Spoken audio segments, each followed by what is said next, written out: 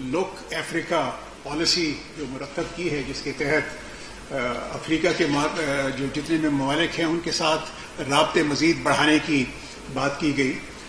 جو economic relation شپ ہے ان کے بڑھانے کی بھی بات کی گئی، اور اسی طریقے سے جو یورپین یونین ہے اس کے بارے میں بھی، کیونکہ یورپین یونین بھی پاکستان کا ایک بہت ہی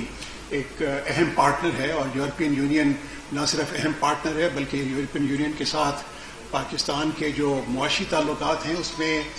یہ بہت پاکستان کے ایک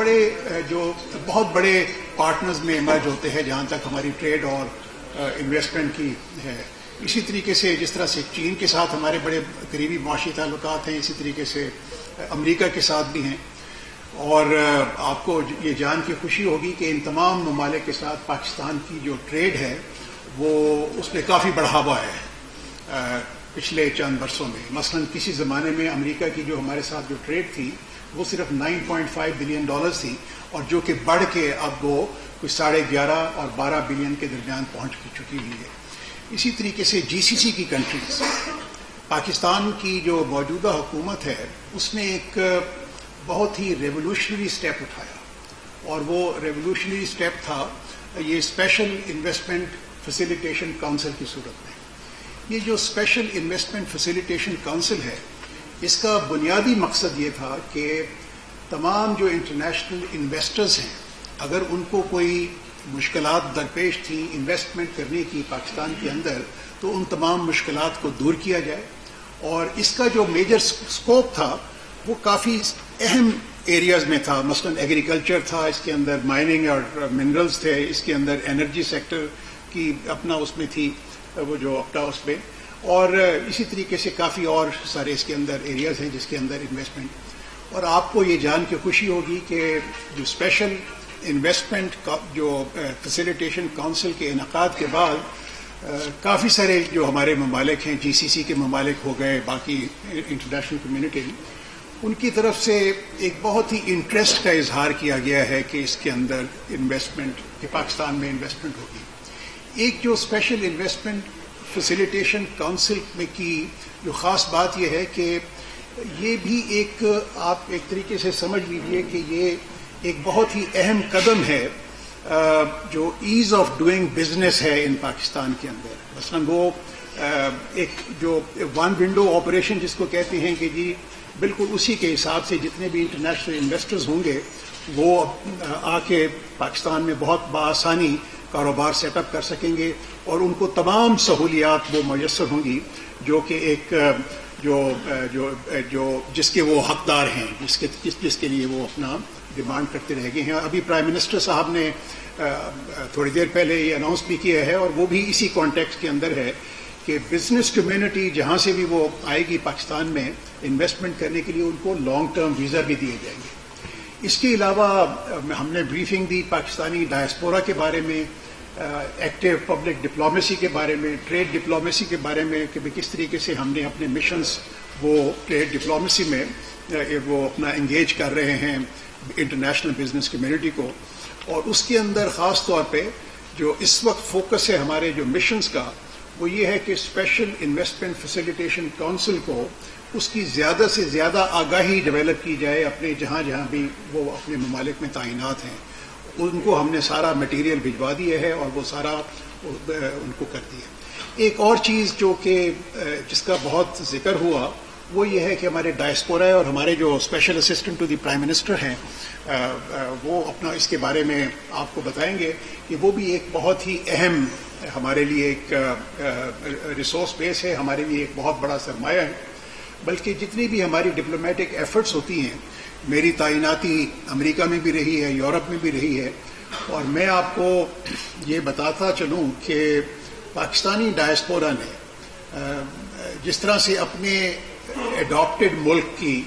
وہ تعمیر و ترقی کے لیے کوشاں ہیں، اسی طریقے سے وہ پاکستان کی تعمیر و ترقی کے لیے بھی کوشاں ہیں۔ تو میں ان الفاظ کے ساتھ میں اپنے باقی دوستوں کو دعوت دوں گا کہ وہ بات چیت کریں، اور کوئی سوال جواب اگر آپ کے ہوں گے تو اس کے بعد، کیونکہ وزیر خارجہ صاحب نے ذکر کیا ویزا اور دوسری پالیسیز کا، تو ویزا کا جہاں تک تعلق ہے تو وزارت خارجہ اور وزارت داخلہ ان کے درمیان بہت ساری باتیں ہوتی ہیں، تو کیوں نہ وزیر داخلہ سرفراز بھٹی صاحب. شکریہ جی honourable minister for information. Foreign minister نے بڑی ڈیٹیل میں آپ کو بتایا ہے کہ آج جو ہماری ایک لینتھی سیشنز ہو رہے تھے اس میں انٹیریئر ڈویژن کی آج بریفنگز تھیں اور کچھ ڈیسیجنز تھے، تو وہ آپ کے ساتھ شیئر کروں. دیکھیں، سب سے امپورٹنٹ چیز تھی ویزا پالیسی کی، بیکاز ویزا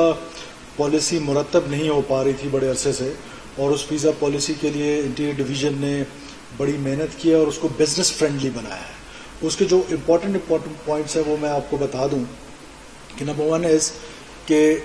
کوئی بھی بزنس مین جو پاکستان میں انویسٹمنٹ کرنا چاہتا ہے یا بزنس ایکٹیویٹی کرنا چاہتا ہے، اس کا اپنا ملک اگر وہ اس کا فورن آفس لکھ کے دے دے کہ یہ بزنس مین ہے تو ہم اس کو فورن ویزا جو ہے وہ دے دیں گے. فورن آفس دے گی، لیکن ہم نے یہ پالیسی بنائی ہے. اس کے بعد جو وہ اپنا بزنس مین یہاں آتا ہے، بزنس کیپٹل لے کے آ رہا ہے، وہ اپنا ساتھ اپنے کوئی سپورٹ کرنے کے لیے کوئی سٹاف لے کر آنا چاہتا ہے جس میں کوک ہو سکتا ہے، اس کا ملازم ہو سکتا ہے، اس کے لیے بھی ہم نے بڑی آسان شرائط کے ساتھ اس کو ویزا دے دیا. پھر ہمارے اپنے جو باڈیز ہیں، جو بزنس باڈیز ہیں، جس میں چیمبر آف کامرس ہے یا باقی چیمبرز ہیں، وہ اگر ہمیں ریکویسٹ کریں گے کہ یہ بزنس ایکٹیویٹی کے لیے آنا چاہتا ہے تو اس کے لیے بھی ہم نے اس کو ٹو کٹ اٹ شارٹ ہم نے اس کو ٹوٹلی بزنس فرینڈلی کر دیا ہے. نمبر 1.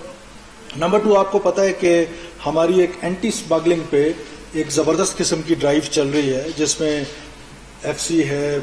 آئی بی اس میں ہمیں سپورٹ کر رہی ہے، انٹیلیجنس ایجنسی سپورٹ کر رہی ہے، اور اس میں نیکٹا ہمیں سپورٹ کر رہی ہے. تو جتنی بھی ہماری اس میں ایک سنرجی کے ساتھ ہم ایک اینٹی اسمگلنگ ڈرائیو پہ گئے ہوئے ہیں، جس میں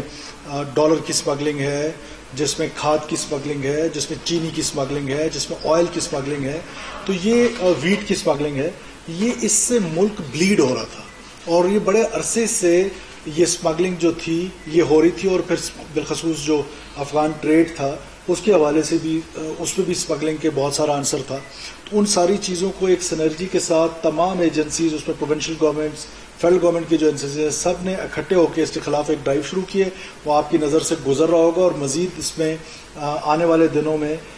جو ہے مزید انشاءاللہ تعالی کامیابیاں ملیں گی، اور ہم اس پہ زیرو ٹالرنس ہے. سملرلی ایک اور چیز جس میں انلیگل امیگرنٹس ہیں پاکستان میں، اس کے حوالے سے بھی ہم نے ایک پالیسی مرتب کی ہے، اور وہ پالیسی بھی پہلی دفعہ مرتب ہوئی ہے کہ ہم انلیگل امیگرنٹس کو کس طریقے سے کن فیزز میں